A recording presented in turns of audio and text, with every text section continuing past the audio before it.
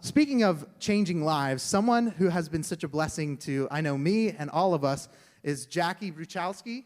She's here. She's going to be sharing her faith story with us today. If you know Drew, you know Jacqui. Drew is over here playing the acoustic guitar. Jacqui, come on up. Why don't you share a little bit about what God's done in your life?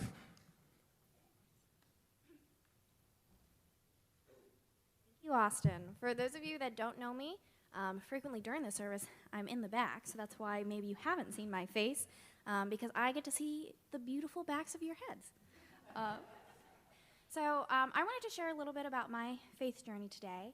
I grew up in a household that was Christian, and I actually don't remember the exact point where I first heard about Jesus, because growing up, I had all these Bible stories, and it was really amazing seeing my parents live out their faith.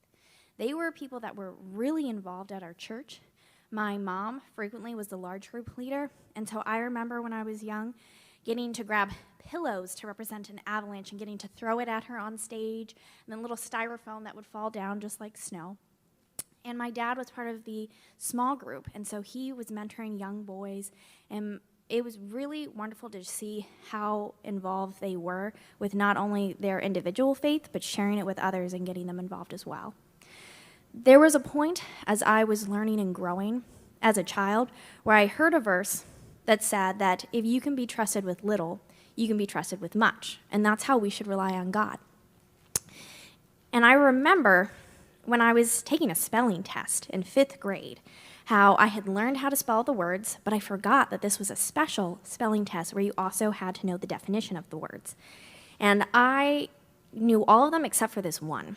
And I remember that verse coming to my head and saying, well, if I can rely on God with something as simple as like a definition and a spelling test, I can rely on him for big things. So I said a prayer, and I said, let the first word that pops into my head be the correct definition. And the word life popped into my head. I wrote it down. I did not think that that was correct. But I remember getting the spelling test back, and it was right. And that was something that really blew my mind as a 5th grader, saying, wow, I can rely on him for even small things like that. And even if he hadn't put the right word to pop into my head, that was a pretty significant moment for me.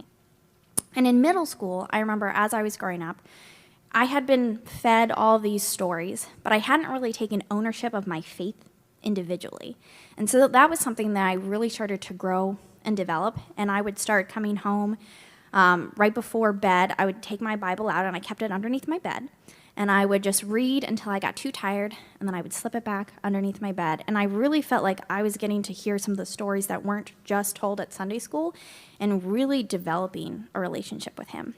And I remember even just around school, looking at other people and just wanting to bring some light into their life. And so looking at them and not knowing if they'd had a good or bad day and just trying to smile like they were the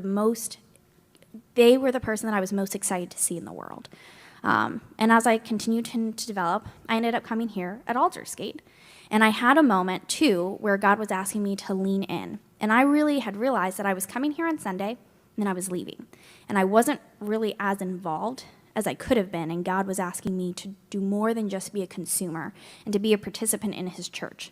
Because there's a lot of times where we can just see and listen and go home, but are we really engaging with that? And so that's something that I have really dived into here at Aldersgate, and I really encourage you all, when you feel God is asking you to lean in and grow that relationship with him, I would encourage all of you to listen and act and be a dual relationship with him.